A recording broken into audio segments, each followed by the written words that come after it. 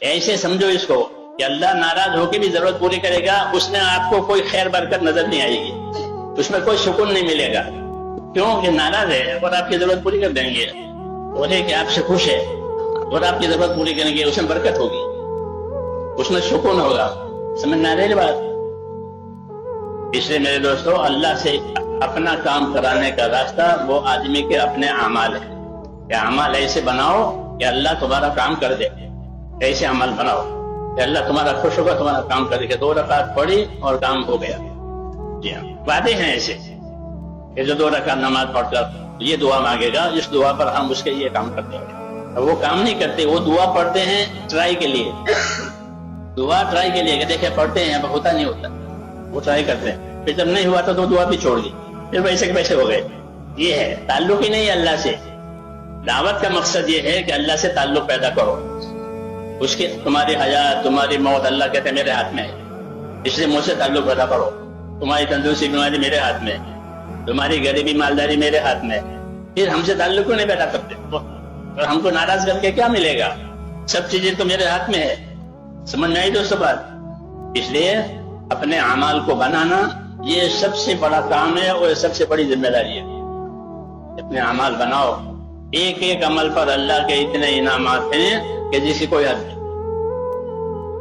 حدیث میں ہے کہ الخیر کثیر وقلیل فاعلہ، کہ خیر تو بہت ہے اللہ کی طرف سے، لیکن اس کے لینے والے تھوڑے ہی ہیں. اللہ کی طرف سے خیر بہت ہے، عملوں پر بڑی خیر ملے گی. مثال کے طور پر وہ 1 مرتبہ سورہ یاسین پڑھے جو 5 رکوع کی صورت ہے، تو اسے 10 قرآن پڑھنے کے برابر ثواب ملے گا. کتنا؟ 10 مرتبہ قرآن پڑھنا آسان ہے؟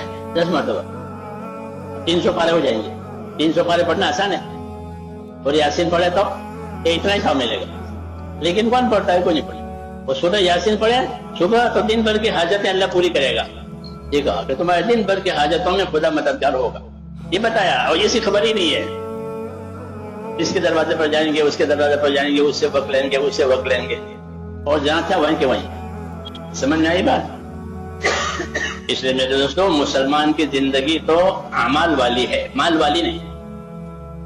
مال تو اس کو اللہ اعمال کی برکت میں دیں گے. اس کے اعمال اچھے ہیں، اس کو برکت کے طور پر اللہ مال بھی دے گا، برکتیں بھی دے گا. اصل اس کی زندگی عمل والی ہے، وہ نہیں ہے. جو اصل تھا وہ نہیں ہے. سمجھ میں آئی نا بات؟ اس لیے اس کی فکر کرنی ہے کہ میری زندگی کی کیا ذمہ داری ہے. جتنے نعمتیں، جتنے اسباب اللہ تعالی ہم کو دیتے ہیں، اس کی 2 حیثیت ہے. ایک حیثیت ان اسباب کی یہ ہے کہ وہ اللہ کی نعمتیں ہیں جو اللہ نے ہم کو دی ہے. آنکھ ہے، کان ہے، زبان ہے، اولاد ہے، مال ہے. یہ نعمتیں ہیں، انعام ہے اللہ کے، وہ اللہ دیتے ہیں بندوں. وہ اچھی لگتی ہے، اچھی لگتی ہے، اور اس کو زیادہ چاہت بھی ہے کہ اور ملے. کیوں؟ اللہ کی نعمتیں ہیں. لیکن اس کا دوسرا جو پہلو ہے وہ سامنے نہیں ہے. یہ جو نعمتیں دی ہے اللہ نے، یہ ایک طرف نعمتیں بھی ہیں اور یہ اللہ کی امانتیں بھی ہیں. یہ مال اللہ کی امانت ہے. اولاد اللہ کی امانت ہے.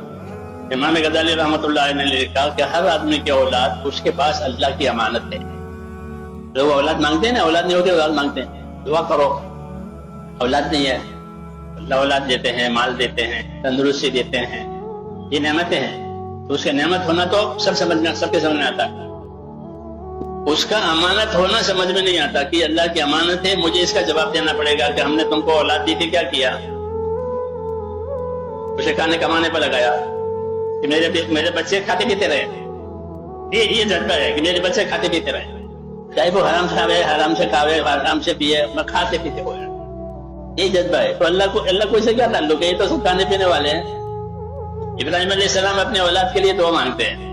اللہ نے ہم کو نبی والی باتیں سکھائی ہے کیونکہ ہمیں نبی والا کام کرنا ہے. تو ابراہیم علیہ السلام مانگ رہے ہیں دعا، ربی جعلنی مقیم الصلاۃ ومن ذریتی. اے اللہ مجھے نماز قائم کرنے والا بنا دے، اور میری جو اولاد ہو، میری نسل، وہ بھی نماز قائم کرنے والی. مشہور دعا ہے، ربی جعلنی مقیم الصلاۃ ومن ذریتی ربنا وتقبل دعا.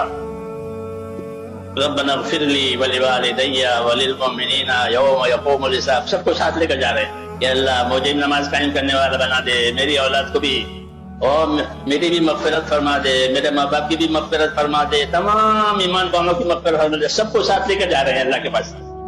یہ نبیوں کی زندگی، جو اپنے لیے پسند کریں گے وہ دوسروں کے لیے پسند کریں گے، اللہ سے مانگ رہے ہیں، سب کے لیے مانگ رہے ہیں، ہر ایمان والے کے لیے کہ میری اولاد کیسی بنے کہ نماز قائم کرنے والی بنے۔